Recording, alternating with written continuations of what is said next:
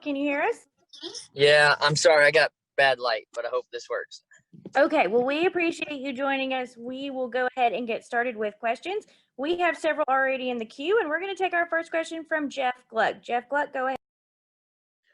Yeah, Austin, I mean, I think I'm among a lot of people that didn't see this coming from you guys at all. So was there anything coming into the playoffs that you saw that you thought, okay, well, I can go reel off my first back-to-back top fives in my career. I can go into the elimination race in the first round up 30 whatever points. I mean, is this beyond your expectations, or did you think this was possible?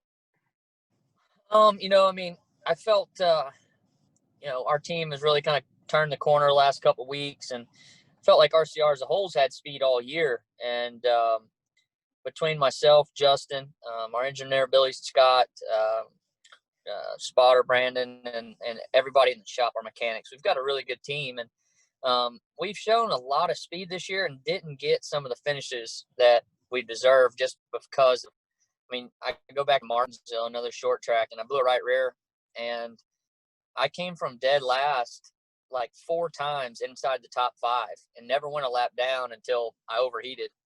And it's, I just think that some of the short tracks, we didn't get to show what we really had this year. So, that was when we saw the 3 short tracks in the first round, I was pretty confident. Darlington, we did work a little on a newer setup. After the first 2 races, we felt we were okay, needed to get a little better, and really just put in a little extra time. And starting positions, a lot of that too.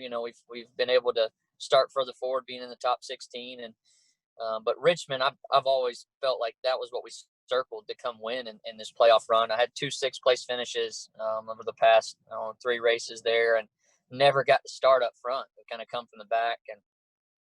And tonight we brought something similar to that, and it was good. And just I wish I wouldn't have had the speeding penalty, but we overcame that. I'm not really worried about that. We overcame the speeding penalty, but I should have been a little more patient getting the pit road there, trying to drag everybody down and cost us a little bit of time. But either way, what a night for our team. And yeah, I think I've been pretty confident in this team all year, and now it's starting to show more and more just because we're getting the finishes. Thank you. Okay, we're going to take our next question from Dustin Long. Go ahead, Dustin. Thanks. I had a couple questions. Austin, you talked before the playoffs about seizing the moment, live in the moment, and take advantage of the situation. So now that you're in that moment, what is this like?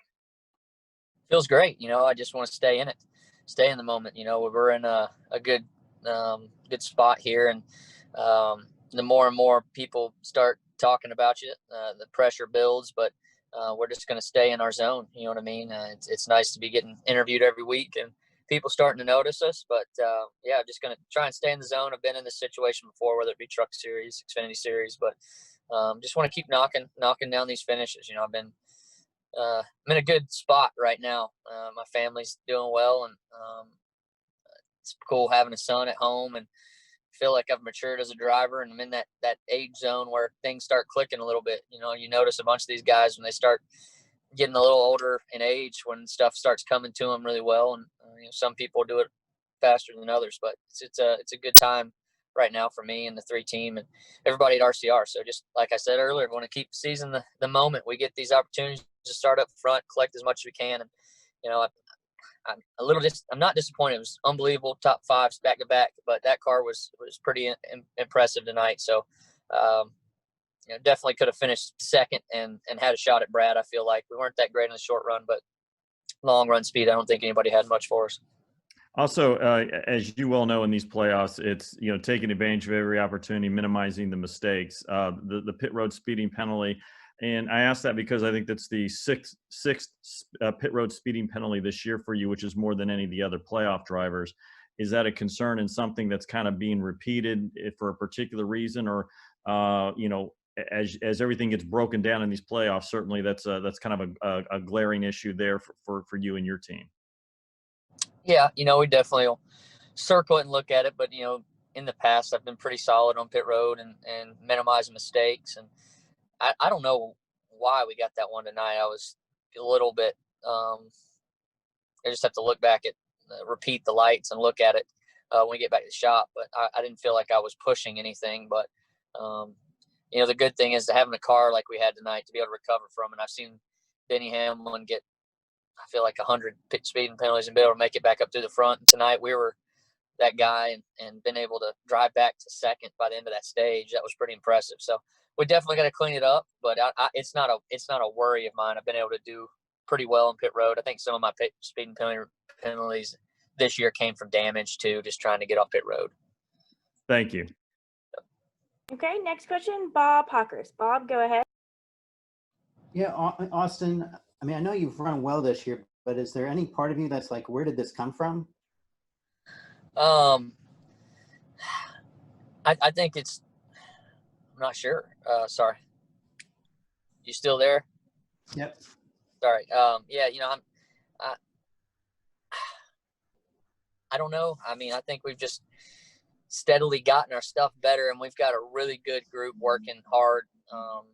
Our RCR's got all hands on deck, ECR engines, everything's good, but I've had confidence in myself my entire career. I've been through some ups and downs and kind of weathered the storm to this point, and always felt like when I've given something to work with, I can perform with it and make it happen. So the confidence from my side is there. But yeah, I mean, it's a little surprising, I mean, it's just been great to have fast race cars, and but for me, I know that when given that opportunity, I feel like our team as a group will step up, and even the pit crew, those guys have done a good job over the last 2 weeks being up front in a place where even they haven't been much used to that. And that's the biggest thing. The more opportunities you get up front, you start feeling comfortable up there, and the confidence just keeps growing. And you expect to be up there, and you drive to that caliber. There's always another level to get to. And I feel like that's where we're at right now at RCR in the 3 team. And I mean, coming into the playoffs, I think a lot of people thought, well, whatever happens in the playoffs is kind of gravy for you, or icing on the cake, whatever cliche you want. Did you look at it that way, or is there a certain spot as far as advancing that you felt like that this team really needs to do to kind of show its worth? I mean, my whole goal since I've been in the Cup Series is trying to win a Cup championship. There's certain places I feel like I'm better at. I feel like our team's better at that we circle to really take advantage of. And some of the races in the playoffs are really good for us. So we're just going to take this opportunity, seize it, like I said earlier, beginning of this deal. And I don't know. I feel like we're in a really good place, and everybody's pushing hard. My teammate Tyler Reddick coming in this year was another big part of everything. Just we have 2 drivers that are fired up, and it's cool to see. And I don't know what else. I feel confident that we can go a long way.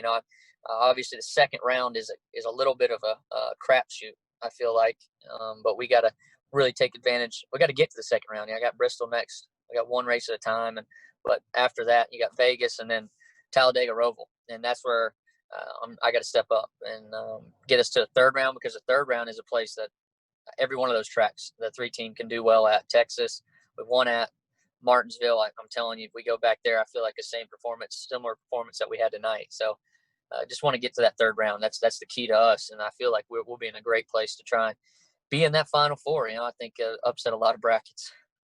Thank you. Okay, our next question will come from Mark Garrow. Go ahead, Mark.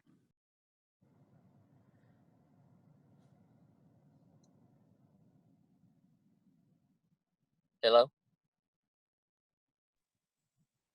Mark, I think you're on mute. Okay, let's try it again. Now we can hear you. There we go. First off, congratulations on another great run. Do you find yourself smiling at all when now you've got people on TV going like, wow, look at them, they're going to go into the second round, and these are guys that didn't have you moving on in their initial brackets, or were kind of dismissing this team? Do you smile a little bit inwards or outwards at at some of these naysayers? I'm so focused on, there's no time to smile right now. You know what I mean? We got work to do. When it's very hard to do what we're doing right now in the Cup Series. my career, it's been very hard when I've gotten in the Cup Series to get to this point. I don't take anything that I've learned over time for granted. So I want to smile. I want to be happy, but I mean, it's one of those things. I want to take advantage of it. Like I want to win races. I've seen guys reel off lots of wins in their career, and I want to be one of those guys that gets to that point where I've got 20 wins, and then you start smiling, and then it's gravy, I feel like. But I haven't, and got a long way to go. So I haven't been able to take it in. It feels good. Obviously running good feels good. Everybody around the whole company's pumped up, excited, and I love when I see that at RCR, and because it's truly a family atmosphere. I got people texting, calling, just do whatever it takes to make this deal happen for us. So it's fun to see. But as far as me smiling, I feel like I owe it to everyone at our company to keep on grinding and make it further. You said before the playoff that, some of these people that, don't necessarily give you all the credit is part of what fuels you. So you still have that fuel. Now you have building confidence. I mean, is this a kind of a snowball effect with those two things working at the same time for you? Yeah, I truthfully believe in momentum, and I believe in, what we got going on. I've already had text messages from a lot of people that said, man, they're finally talking about you. It's cool to see, and heard we got a lot of love tonight. I'm glad to hear it. I hope I can keep giving them something to talk about. And it feels great. But yeah, I kind of lost the rest of your question. Well, I'm just saying is right now you said the fuel was some of these naysayers, but Okay. you also have this confidence, right? So is that kind of adding two fuels together in this process?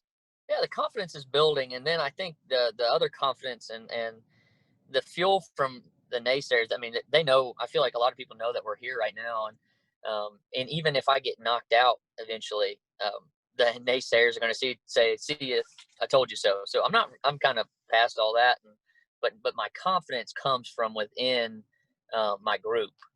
I'm so proud of the team that I've got surrounded by around me, and I believe in them so much that when we unload, like I'm not even worried. I mean, I'm not going into the race worrying if it's going to turn when I go into turn one. And I think that's huge is because we have no practice, no qualifying, that those guys are giving me the confidence to go out each and every week and drive the wheels off the car. And if I don't have the feedback for them, they can look at the data, work together to give me adjustments on the car to make it better. Between the four of us that are talking on the radio, three of us, excuse me, the three of us talking on the radio, we do a good job of getting what we need in that car by the end of the race. All right, thank you. Thanks. Okay, our next question will come from Dustin Albino. Go ahead, Dustin. Yeah, Austin, I know you've won 3 races at the Cup level. Tonight you led a career at 55 laps, came from the back a couple times. Would you say this is the best car you've ever had in Cup? It's a pretty damn good one.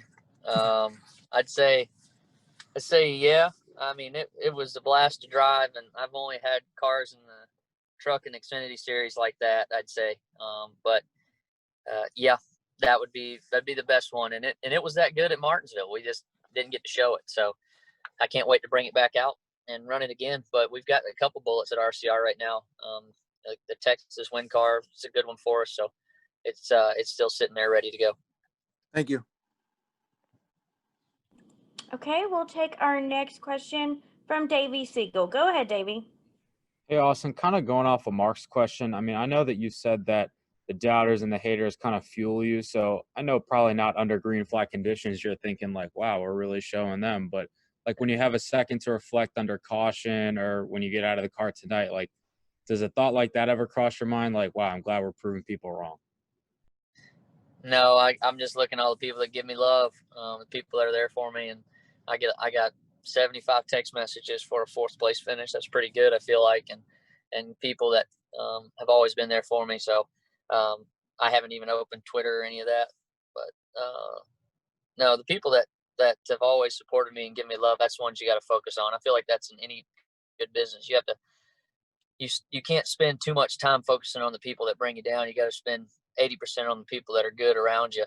and give those people what they need to keep on making yourself better. And that's just kind of what I believe in.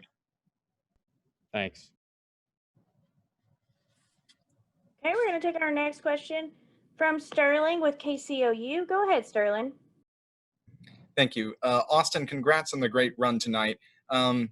Forgive me if this question's already been asked. I came in a little bit late, but the progress that you and RCR as a whole have made this season is definitely something to be noted. What do you have to say about just the improvement that both your team and what Tyler Reddick's team have had this season? Well, it's definitely not easy to turn a big boat like we have at RCR from last year to this year. I think the biggest thing is some of the momentum we took from the last couple races of last year, and we had a decent couple races at the end of the year, and we tried to build off that in the off season, just make smarter decisions on what we were bringing to the track, and then to the changes that were made. You know, Justin coming over to our team is a no-brainer. He's just been an awesome asset, and everybody's scrappy. You know what I mean? We got a good team that wants to work and it pays attention to detail. That's a lot of this sport, is paying attention to detail, seeing little things that can make you better, and then when all those things add up, you see what happens tonight. We had a good run. Thanks, Austin. Good luck next week. Thank you. Okay, we'll take our next question from Jonathan Field. Go ahead, Jonathan. Hey, Austin. Jonathan Field from RacingExperts.com. Early on in your career, you sort of struggled at Richmond, didn't get great results, but lately you've been doing really well. Now 3 top 10 finishes in the last 4 races. What has allowed you to really improve at the racetrack? Richmond used to be my least favorite track of every racetrack in our circuit. I hated it. I couldn't do it good in it in the Xfinity.